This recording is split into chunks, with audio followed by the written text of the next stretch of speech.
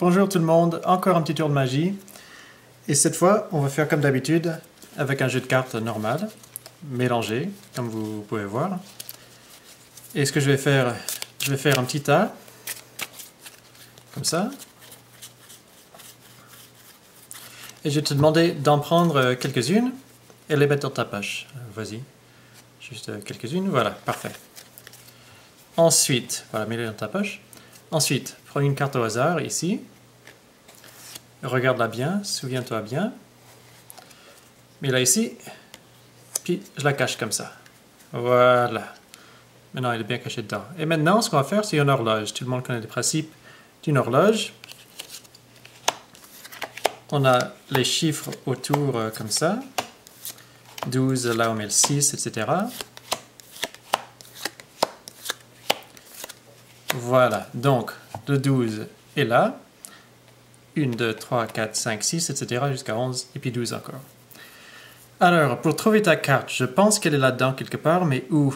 Eh bien, pour trouver, on va faire quelque chose qui n'a rien à voir avec ce qu'on vient de faire. C'est que je vais te demander de compter combien de cartes tu avais mis dans ta poche tout à l'heure. Donc, 1, 2, 3, 4, 5, 6 cartes. 6 cartes, donc on cherche sur l'horloge. 12, 1, 2, 3, 4, 5, 6. Et voilà, le 10 de trèfle. Alors, comme d'habitude, c'est un tout petit tour de magie très simple. Et comme d'habitude, ça marche tout seul. Alors, comment est-ce que ça marche? Eh bien, au début, on a, comme on l'a dit, un jeu de cartes normal, bien mélangé, ça c'est vrai. Et pour faire un petit tas, au début, on prend 13 cartes. On n'est pas obligé de dire à qui que ce soit qu'on prend 13 cartes, mais c'est comme ça qu'on fait. 1, 2, 3, 4, 5, 6, 7, 8, 9, 10, 11, 12, 13. On met le gros tas ici, on prend les 13 cartes. Ensuite, on demande au spectateur de prendre juste un petit tas, n'importe, voilà, comme ça. Et puis après, avec ce qui reste dans le petit tas, on lui demande de prendre encore une carte pour s'en souvenir. Voilà, cette fois, c'est le 3 de carreau. Alors, on lui demande, ça c'est important aussi, de mettre sa carte sur le gros tas, après de couvrir avec le petit tas. Voilà, comme ça, on lui dit qu'elle est cachée en dessous, mais en fait, on sait plus ou moins où elle est. Elle est au moins dans les 12 premières. Alors, on fait une horloge, comme j'avais montré tout à l'heure, en commençant bien avec le 12, mais ensuite en mettant le 11. Alors ça, je me trompe souvent, il ne faut pas oublier. 12 d'abord, et après, c'est le 11. Après 10, 9, etc.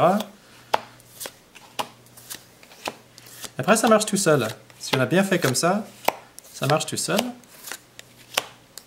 On lui demande, on peut faire croire que le nombre de cartes qu'il a dans sa poche n'a rien à voir avec de la magie, mais en fait, bien sûr, ça a tout à voir.